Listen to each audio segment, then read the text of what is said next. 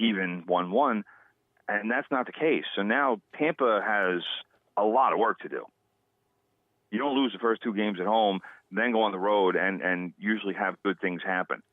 So Washington, the Capitals, have put themselves obviously in an extraordinarily good position here. I agree. So, and the funny thing is, that technically the NHL playoffs could go to June again. Right. It's like, you got to cut that back a little bit. It should be a thing. You can't play hockey in June. I don't know. Just me. The NBA playoffs, could wind up in June as well. That's different, though, because, it's not on ice, Wow.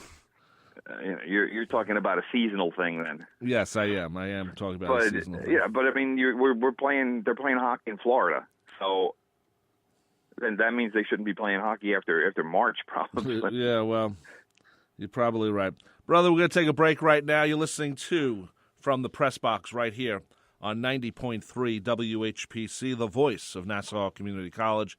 Go to our website, nccradio.org. Find out all the great programming we have. All hit music. For all those songs radio has forgotten about, join me, Big Ed, Mondays from 10 a.m. till noon for The Good Gold Show. We'll bring back all the great hits of the 50s, 60s, 70s, and more. The sounds of doo-wop to disco, all the Motown, soul, and great rock and roll. We'll even take your requests and dedications to The Good Gold Show. Music. On the voice of Nassau Community College, 90.3 WHPC, and streaming on the iHeartRadio app. A Super Bowl champion, U.S. Congressman, publisher of Long Island Business News, award-winning authors, physical fitness, life coach, and celebrities like Billy Crystal and Eddie Murphy. I had no idea so many awesome people got their start at Nassau Community College. Well, they're always saying that NCC is where success stories begin. With people like that as graduates, it must be true. Hello, I'm Dr. Linda Nadian. And I'm Aurora Workman, the president of Nassau Community College Alumni Association. Together, we're the hosts of Lion Tales, a show that highlights proud graduates of Nassau Community College.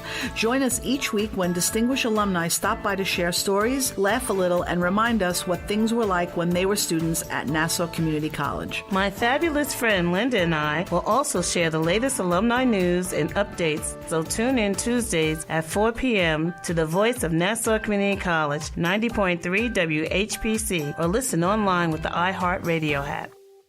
See, this is high five, okay? High fidelity.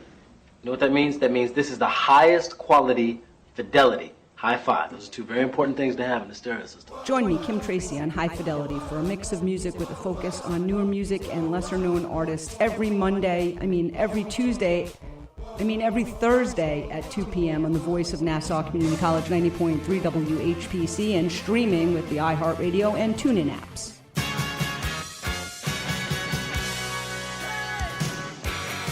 We're back here on From the Press Box. I'm Rob Leonard. Joining me is award-winning sports writer, yes, my brother, Tim Leonard. Tim, how you doing, brother? I'm good, brother.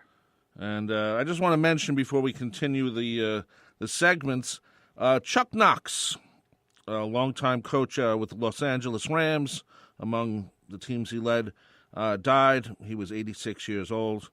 I didn't realize this. He had 5 straight winning seasons where he won the NFC West title from 73 to 77. He was a great coach. Yeah, that's pretty damn good.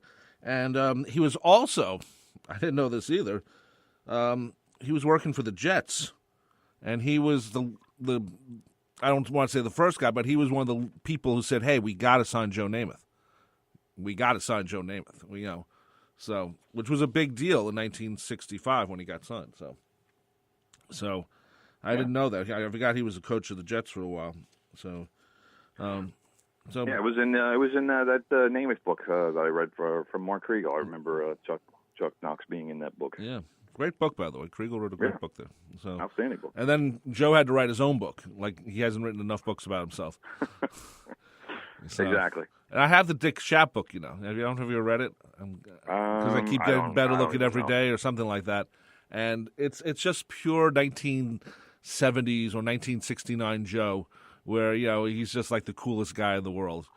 And Dick Schaap was hanging out with him, and I was reading Dick Schaap's last book he wrote. I guess his last autobiography, and Dick Schaap was was part of the scene. He wasn't just the writer of it. He was part of the scene.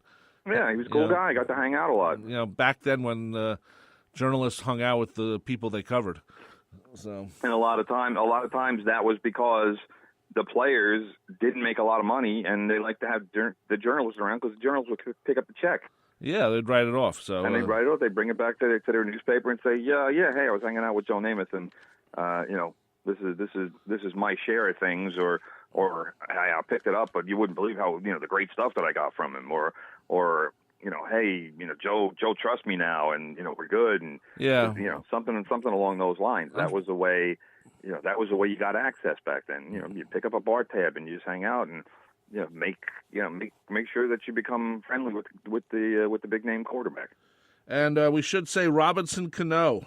I always like looking at Robinson Cano because I really think he should have stayed with the Yankees because I thought the money was close enough.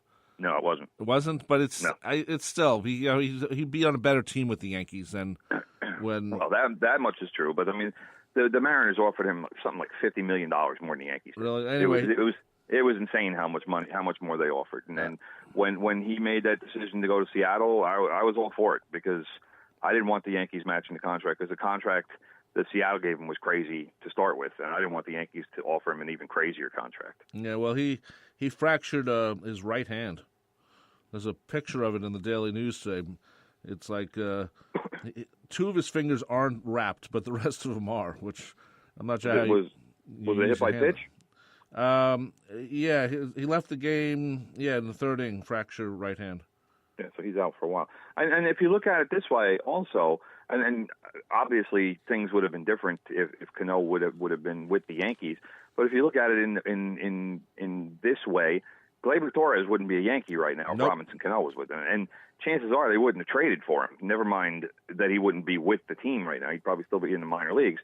But the Yankees would have, well, they probably would have gotten a different player from the Cubs instead of getting Gleyber. I don't know. Maybe not, because I know a lot of GMs subscribe to the theory of they want the best athlete they can get back in a trade.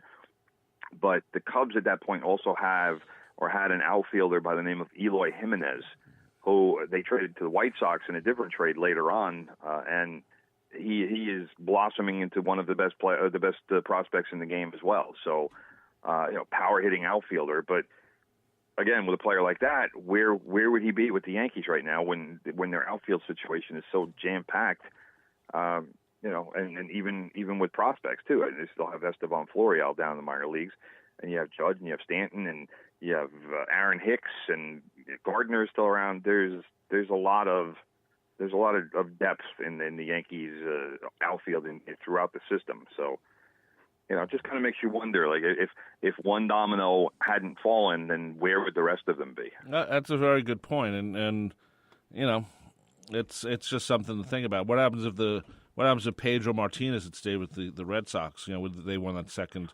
I would assume they would have, but maybe not. They won that second World Series in 2007. Yeah. Those World Series and that kind of those sorts of things, that's hard to predict because when you're talking about a short series, one loss changes the complexion of everything. And while Pedro was obviously one of the great pitchers of our generation, he wasn't infallible, especially in the postseason and especially against the Yankees. So, it's hard to say. Would they have done something? Would they have been in position to do it? Most definitely. But would it have actually happened is another story entirely. Good point. NFL has started mini camps in this week. Hard to believe, man. Well, it's for the rookies, I guess, but yeah, it's just a few days just so they can see what they drafted and put these guys through some paces. And it's kind of funny that we're talking about Joe Namath when the next in line of Jet phenom quarterbacks was doing his mini camp a couple days ago with Sam Darnold, and every quarterback who comes through the Jets, they get put up and held up to that Joe Namath comparison. And Sam Darnold, I guarantee you, he probably doesn't know a whole lot, if anything, about Joe Namath. That's how long ago Joe Namath was. Well, hopefully you saw the HBO special, which was pretty. Of course. Hopefully, I like players who know the history of the games that they play. Right. You know, like there was a story that went around years ago that Ken Griffey had no idea who Babe Ruth was and thought he was a cartoon character. Like didn't even know he was a real person. Well, and that horrified me because you should know something about the game, you know, the sport that you play. Especially baseball of all the sports. You know, with the stats and the way, you know, they're presented and how they become iconic. You know, 56 Right. straight hitting games for Joe DiMaggio, 72 out of 73, which to me is even more important that he went that way. You know, if I'm the Jets, sometime during they don't do this a lot with Namath. I don't know why, but I would have Namath visit, and have him sit down with Sam Darnold, and basically say, hey, you know, you have a chance here in New York. You know, get him prepared for New York the way Joe Namath came in. And, you know, he listened to Weeb Eubanks. You know, people think that he was this hotshot guy, never listened to anyone. He very respectful of his coaches. Yeah. And, you know, that was his personality. I mean, yeah. that he learned growing up. And it only obviously it continued with Bear Bryant at Alabama. You know, if you didn't respect Bear Bryant, then you were going to get put on a bus home. I mean, that was the way Bear run things. Right. So I mean, you know, do that because I always feel bad for all these quarterbacks. I mean, think of all the quarterbacks that come through, and if you think about the numbers Joe put up, you know, his numbers weren't as good as everyone thinks. I mean, he's in the Hall of Fame, but it's basically for the Super Bowl. And even the Super Bowl, he didn't pass that much. He did a lot of handoffs to Matt Snell. So true. So you know, I mean, I love Joe Namath. You know, he was I didn't play football, but I always loved Joe Namath. But I think they should really, you know, sit down these guys and say, okay, here's Joe Namath. You know what? He owned New York for about 7 years. You know, and this is what you have to do. And it's about, you know, respecting your coach, doing what you have to do. You know, he was very good in the pocket, Joe, too. You know, even though he got hammered all the time, he would stay in the pocket because he couldn't run. That was the problem. Yeah, he took the hits, and a big part of that was because of his knee injury. And you know, if you look back, I mean, Joe Namath tore his ACL before that injury was something that would mean, all right, you'll be out for a year, but then you'll come back and you'll be pretty much good as new. Right. You know, Joe Namath, that's why he had all those wraps on his legs and you know had to deal with all of the you know, surgeries on his knee, because back then they couldn't fix a torn ACL. No. But all they could do was try to stabilize it as much as possible, and that's why there was so many wraps and everything else, because that was the only way to stabilize it. So, you know, think about a guy nowadays tearing an ACL and playing on it 2 weeks later, and not only that, but playing on it for another 6 or 7 years. So you're playing on an unstable knee, and then he hurt the other knee too. And I don't know if it was the same injury, but I know he had pretty serious injury for his other knee. So you know, this is a guy who suffered serious injuries, and yet every week he was out there and taking the hits and trying not to be hit or killed by Ben Davidson. Well, that especially with the way they let defensive players just tee off on quarterbacks. Then that was the other aspect of it. I mean, nowadays they protect quarterbacks. Yeah. But that being said, I'm going to make 2 points here. Sam Darnold, to me, comes across anyway as a guy who is respectful of the game. Knows the history, knows the opportunity that he's been given here. Because, I mean, there's one thing to be said about, let's say the Giants would have picked him. You know, with the Giants, you're going to kind of an iconic NFL franchise. The Giants have been there since pretty much the beginning of the NFL. Right. It's a franchise that has a lot of respect because they've won Super Bowls and is regarded as, again, an iconic type of franchise. Well, they're also a fair franchise. You know, they're the ones who said maybe we should share the TV money. You know, which they didn't have to do. Yeah, that was Wellington Marion. That was for the good of the league, and it proved to be the right move, because all you have to do is look at baseball, and you can see that, you know, they don't share the television money, and it's resulted in a league of haves and have-nots, and the NFL if you draft well and if you run your team well, chances are you're going to be involved in